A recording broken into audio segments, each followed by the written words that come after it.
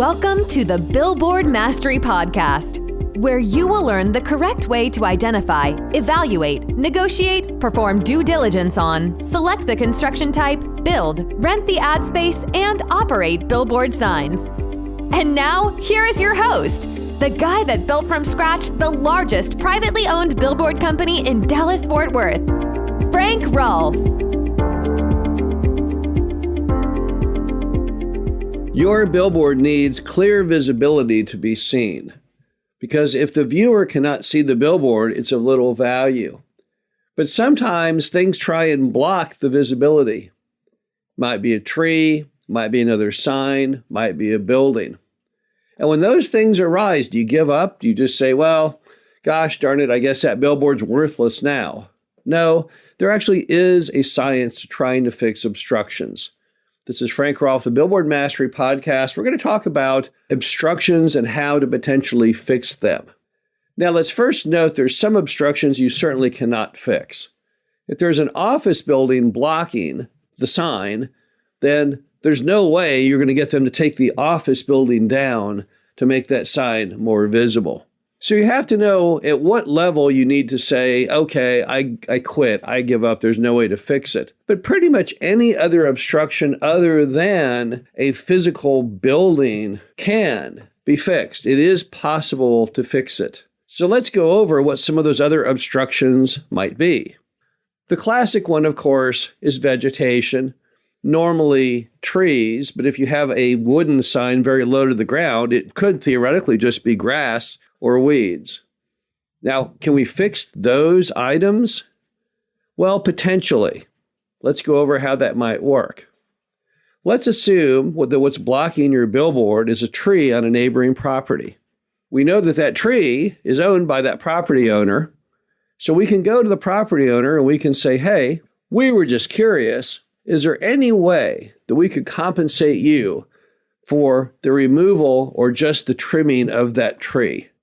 Now, if it's someone's backyard with their beautiful pool complex, of course, they'd have a problem. They'd say, well, there's no monetary value of that tree great enough to make me lose my beautiful view. But in most cases, the neighboring property that has the tree on it, they could care less. It's normally a commercial property fronting on the highway. The highway frontage portion is typically not the best part of the land. It's loud, and often, in many cases, that isn't where the access is. Not all highways in America have frontage roads, so often the road that serves the property comes from the other side of the tract.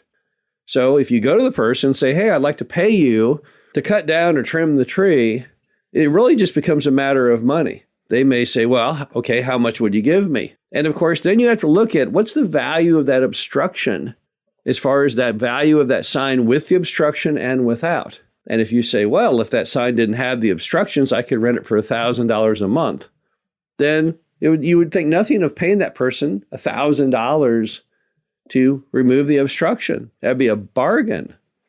That would be literally a Dollar Tree transaction. So often when people don't get obstructions removed, they don't offer money for removal of the tree or whatever is holding it back. And the problem then is, why would the neighbor do it?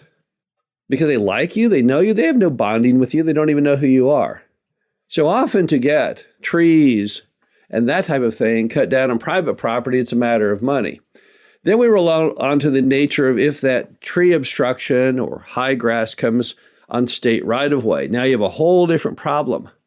You can't typically go to the state highway right-of-way people and say, well, I want to pay you to remove your obstruction, because they don't really do that kind of thing. So instead, with that kind of obstruction, you need to learn your state law regarding the fact that some states do allow you to have some degree of visibility access on signs on the highway.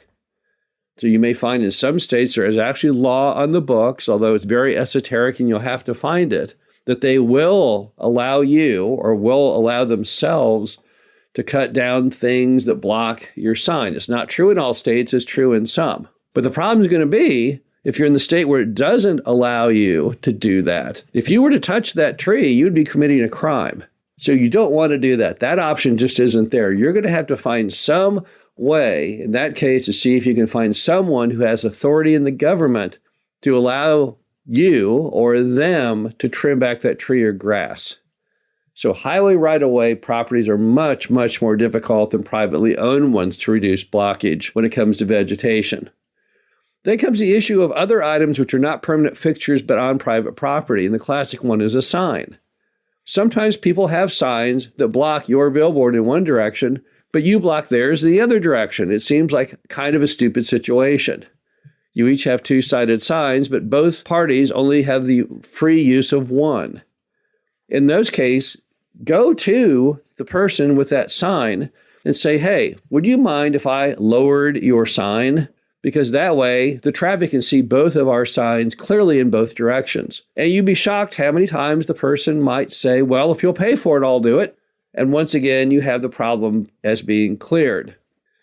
Now, in both of those cases, the vegetation and the sign, the issue was that you've got to do it. You got to really work it. You got to go to them and really push the issue, and you're going to have to write a check in some manner to get the job done. But these things can be solved. It's kind of amazing how many billboards there are in America right now that have blockage which don't need to have blockage. I'll never forget the billboard that I bought in downtown Dallas from a large, well-known billboard company, which had a sign right in the middle of it for a parking lot. And that sign had been vacant forever. It had been vacant for as long as that parking lot had put up that sign right in the middle of it. So I went to the company and bought the sign for nearly nothing, went to the parking lot guy, and to my amazement, he said, I don't care. I don't think that sign is very effective anyway. You can just take that thing down. I don't care. Why had the billboard owner not already known that? Because they never bothered to take the effort to go and try and get it solved. It's that kind of energy is actually what will save the day, typically with obstructions. Now, if you're unable to solve an obstruction completely, even things where there's a building blocking it, it doesn't mean you can't technically still resolve the obstruction by simply rethinking how that billboard is viewed by the customer and reorienting the artwork on it. I had a billboard once that was blocked by a church up on a highway north of Fort Worth. So all you could see of the billboard was a portion that the church roof didn't block, which was kind of an inverted L shape. So what did I do? I created ads that would work with an inverted L shape. I found that inverted L shape would allow you to have an arrow all the way across the top. You could put writing in the arrow that goes all the way across the top, and then some writing down vertically beyond that. So when I went to advertisers, I didn't pitch them on running a whole billboard. That wouldn't work because they'd drive out and say, well, you can't see it. I went out and pitched them on renting the portion of the sign that was not obscured. And you know what? It worked. I was able to keep that sign rented all the way until I sold it. Other times you may have a sign that's got some other kind of terrible obstruction to it.